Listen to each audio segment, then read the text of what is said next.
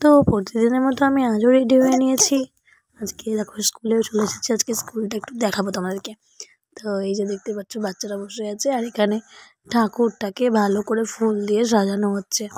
তো আজকে যেহেতু 12ই জানুয়ারি, সেই কারণে আমাদের স্কুলে একটু অনুষ্ঠান হবে। সেটা হচ্ছে যে একটু নাচ, কবিতা এইসব। তো নাচগুলো আমার ভিডিও করা হয়নি, কারণ আমার ফোন থেকে গান চলছিল। আর কয়েকটা ভিডিও মানে ছড়ার করা হয়েছে, কবিতা যেগুলো বলছে।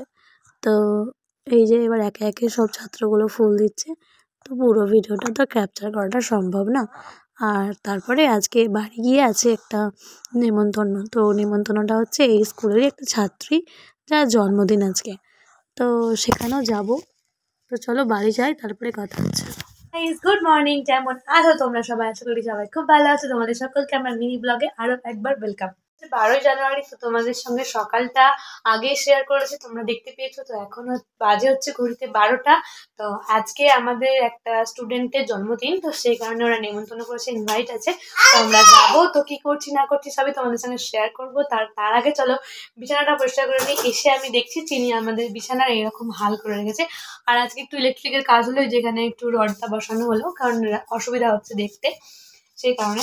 তো চলো এবার রেডি হয়ে নিবো আর বিছানাটা পরিষ্কার করবো। তোমরা ভিডিওটা দেখতে থাকো।